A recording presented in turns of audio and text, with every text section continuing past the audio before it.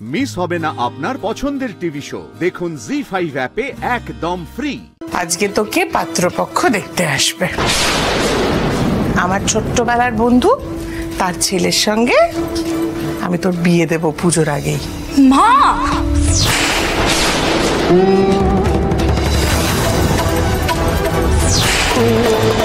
পিকলু একটা জামাই হলো, কি খাওয়াবে কি পড়াবে আমার মেয়েটাকে? খুব শখ না তোমার পয়না রানী, নিজের ভাইয়ের দিকে আমার মেয়েটাকে ভিড়িয়ে দেওয়ার? না না না, কিছুতেই আমি এটা হতে দেবো না। পিকলুকে আমি কিছুতেই জামাই হিসেবে মেনে নেব না। ঢেকি গিলতে হয়েছে ওই মেয়েকে মেনে নিয়ে, ঠিক আছে। ওই পিকলুকে আমি কিছুতেই জামাই করবো না।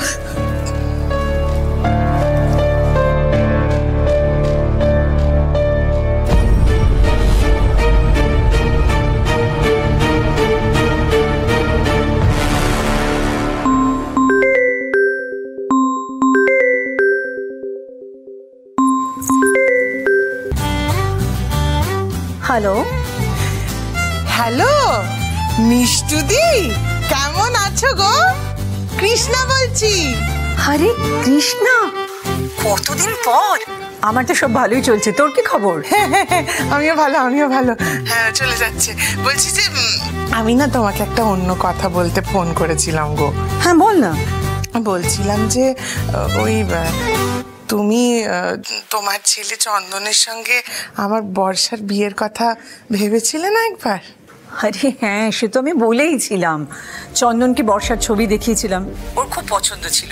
আর তাছাড়া আগে কি হয়েছে না হয়েছে সে নিয়েও আমাদের কোনো আপত্তি নেই, সেটাও তোকে জানিয়েছিলাম। কিন্তু তারপর তুই তো আর এগোলি না, তাই আমিও আর বারবার। না না না না, শোনো না, বলছিলাম যে চন্দনকে তো আমারও আসলে খুব পছন্দ, বুঝেছ? আসলে তখন বর্ষার মন মেজাজটা খুব একটা ভালো ছিল না। তোমায় বলেছিলাম না আমি, আরেকবার বিয়ের জন্য তৈরি ছিল না মেয়েটা আমার। তবে এখন পরিস্থিতি অনেকটা সামলে উঠেছে, হ্যাঁ বুঝেছ? ও আচ্ছা। বলছিলাম মিষ্টুদি, যদি তোমাদের আপত্তি না থাকে, বর্ষা আর চন্দনের বিয়ের কথাবার্তা আরেকবার শুরু করি।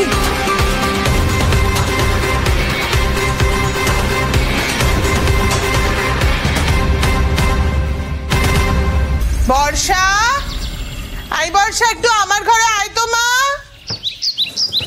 বাবা, হ্যাঁ এই যে এই নিন আপনার চা। আরে তুমি আবার আনতে গেলে কেন? আমি তো যেতামই। আরে বাবা ঠিক আছে, আমি তো জানি আপনারা এই কদিন আমার অসুস্থতা নিয়ে কতটা দুশ্চিন্তায় ছিলেন। আর এই তো আমি জেঠুকেও দেখে এলাম, জেঠু নিজের ঘরে এখনো ঘুমোচ্ছে, তাই চাটা ঢাকা দিয়ে রেখে দিয়ে এলাম। আর আপনার চাটা একেবারে নিয়েই চলে এলাম। আচ্ছা ঠিক আছে, আপনারা না হয় এই প্রথম রাউন্ডের চাটা যে যার ঘরে বসে খান না, সেকেন্ড রাউন্ডের চাটা না হয় নিচে উঠোনে সবাই একসাথে খাবেন। ঠিক আছে, তাই করি। বুঝলে পর্ণা, এবার নাকি পুজোয় বৃষ্টি হবে বলছে। হ্যাঁ বাবা, আমিও তো তাই শুনছি। ভালো লাগে না পুজোর সময় বৃষ্টিটা। অবশ্য প্রত্যেক বছরই পুজোর সময় বৃষ্টিটা হবেই হবে, একদম বিরক্তিকর।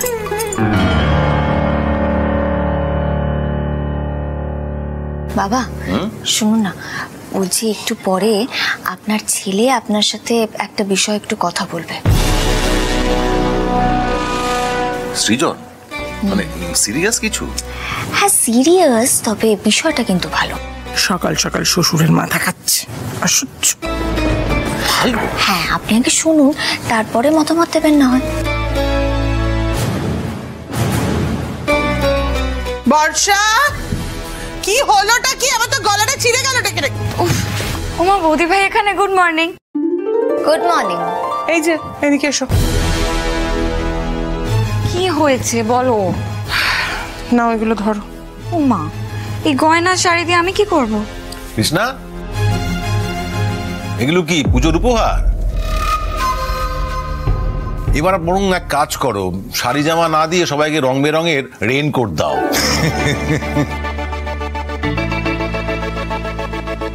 শোন, এইগুলো পরে বিকেল বেলা সুন্দর করে সাজবি, বুঝেছিস?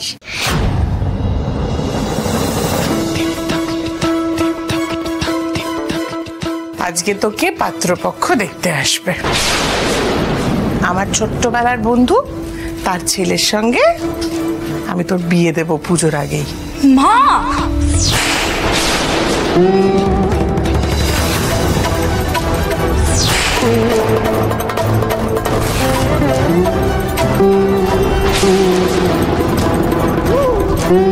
বিয়ে দেবে মানেটা কি? না না কৃষ্ণা, আমি একটা ব্যাপার বুঝতে পারছি না, এইসব বিয়ে টিয়ে তুমি কখন ঠিক করলে? আমার তো আপনি কিছু বলেননি। বলিনি, এখন বললাম, জানলে। হ্যাঁ বলিনি, বললাম, কি মগের মুলুক নাকি? তুমি একা একা সিদ্ধান্ত নিতে পারো না? মা আবার দুম করে বর্ষার বিয়ে ঠিক করেছেন। আজ সন্ধ্যেবেলায় নাকি পাত্রপক্ষ বর্ষাকে দেখতে আসবে।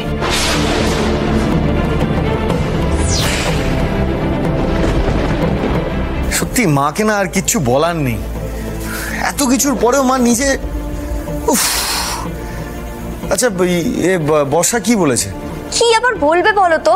ন্যাচারালি প্রচন্ড আপসেট হয়ে গেছে, ভীষণ চিৎকার করছে, মায়ের সাথে এখন ঝগড়া হচ্ছে। আরে বাবা, মেজ বউ হচ্ছে আগ বাড়িয়ে কর্মধরায়, কাঠি না দিলে ওর পেটের ভাতই হজম হয় না। তুমি চুপ করো না, কেন এত জোরে জোরে বলছো? এক্ষুনি আবার তোমার সঙ্গে মেজর লেগে যাবে। বর্ষা যাবি না, যাবি না বর্ষা, আমি কথা বলছি। বর্ষা, আমার তোমার কোনো কথা শোনার ইচ্ছে নেই। হ্যাঁ হ্যাঁ, তা কেন থাকবে? মাথা খাচ্ছে তো তোমার বৌদি ভাই। খালি মায়ের থেকে আলাদা করার চিন্তা ওর মাথায়। কি হলো কি? এসব বাজে বাজে কথার মানে কি? সেটা আমাকে না জিজ্ঞেস করে আপনি আপনার আদরের নাত বউকে জিজ্ঞাসা করুন। আর শোন বর্ষা, তোকে একটা কথা বলি, তোর জন্য না সব থেকে ভালোটা তোর মা চায়, বুঝেছিস? হ্যাঁ, এই কথা বলে আগের বার তুমি ওই খুনে লম্পটটার সঙ্গে বর্ষা বিয়ে দিয়েছিলে। ওই ছেলেটা আমার মেয়েটার কি অবস্থা করে ছেড়েছিল। শোনো বাবুর বাবা, সেই ভুলটাই না আমি শুধরে নেওয়ার চেষ্টা করছি, বুঝেছো? তাই এবারে আর ঘটক, অন্য সম্বন্ধ এই সমস্ত না দেখে সম্বন্ধ করেছি আমার বহু বছরের পুরনো বন্ধু মিষ্টুর ছেলের সঙ্গে। বর্ষার সাথে আগে যা যা ঘটে গেছে সেগুলো নিয়ে মিষ্টুদের পরিবারের কোনো রকম কোনো আপত্তি নেই। আর মিষ্টুদেরকে আমি হাতের তালুর মতন চিনি।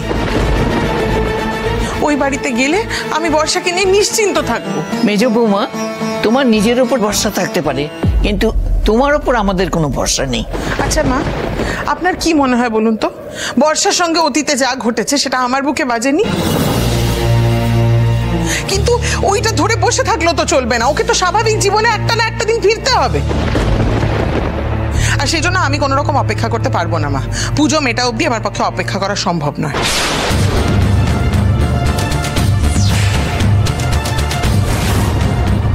ওমা, সে কি কথা?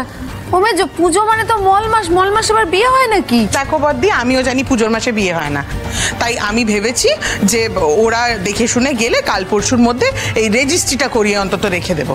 তারপরে পুজো টুজো সব মিটে গেলে অগ্রহণ মাসের শুভ দিন দেখে 4 হাত এক করে দেবো। তাহলে কি এবারেও বর্ষা আর আমার বিয়েটা হবে না? জি5 ডাউনলোড করুন আর সব এপিসোড দেখুন একদম ফ্রি।